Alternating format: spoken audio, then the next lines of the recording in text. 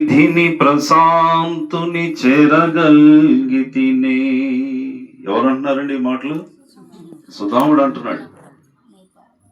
అఖిల వ్యాపకుని అచ్యుతుని కనుగొంటినే, వేద ప్రతిపాదకుని చిద్రూపునే కనుగొంటినే.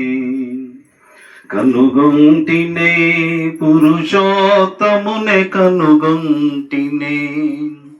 కనుగొంటినే సర్వాతీతునే కనుగొంటినే. కనుగొంటినే పరంజ్యోతినే కనుగొంటినే. కనుగొంటినే పరంజ్యోతినే కనుగొంటినే. కనుగొంటినే. ఎక్కడ ఉండిపోయాడండి? కనుగొంటేనే అన్న దగ్గర ఉండిపోయాడు. ఇంకా ఆయనకి ఏమీ గుర్తులేదు. ఆకలి మర్చిపోయాడు, దప్పిక మర్చిపోయాడు, పిల్లలు, భార్య, సంసారం అన్నీ మర్చిపోయాడు. తాను లేక ఏమైపోయాడు? తానే అయిపోయాడు.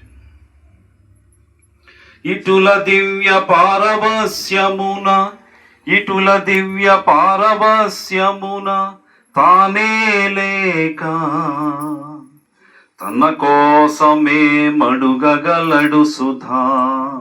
తన కోసం అడగడానికి తాను ఉండాలి కదా. ఇటుల దివ్య పారవస్యమున తానే లేక తన కోసమే మడుగగలడు సుధా. సుజన హృదయ విహారీ కరుణాపయోనిధి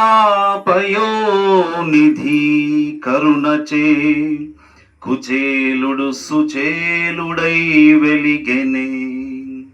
కుచేలుడు అంటే చినిగిన వస్త్రములు, మురికి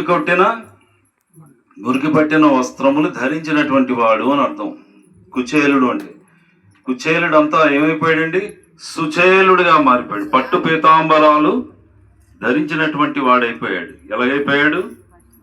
సుజన హృదయ విహారీ కరుణా పయోనిధి. సజ్జనుల యొక్క హృదయంలోనే సదా తిష్ట వేసుకుని ఉండేటటువంటి మహానుభావుడు ఎవరైతే ఉన్నారో అతడు తన భక్తుని యొక్క సంసారిక ఐహిక బాధలను గ్రహించి, ఓ నా భక్తుడు ఇన్ని బాధలు పడుతున్నాడా అని వెంటనే తాను కోరకపోయినా అవి తనవిగా భావించి తీర్చాడు మాట సాధు మహాపురుషుల.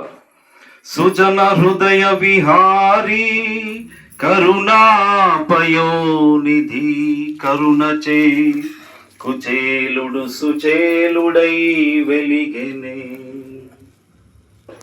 తాపస మందారా భక్త జన హృదయ సింధూరా శ్యామ సుందరా శ్యామ సుందరా. శ్యామలమైన వర్ణం కలిగినటువంటి వాడు ఎవరండి?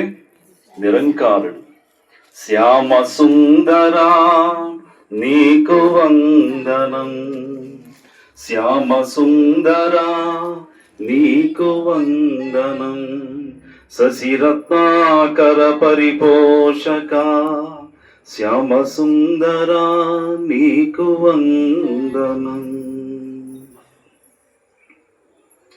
సాధు మహాపురుషులారా, మరొకసారి వివాహ వార్షిక శుభాకాంక్షలు అమ్మగారికి అలాగే మేషారికి తెలియపరచుకుంటూ సాధు మహాపురుషులందరికీ కూడా మరి ఇదే విధంగా చక్కటి మహిళా సాంగత్యాన్ని సదా జయప్రదం చేస్తూ దీని యొక్క సంపూర్ణ ఉపయోగాన్ని మనందరం కూడా ఉపయోగించుకుంటూ సద్గతిని ప్రాప్తి చేసుకుందామని వేడుకుంటూ ప్రేమతో చెప్పండి ధన్యవాదాలు.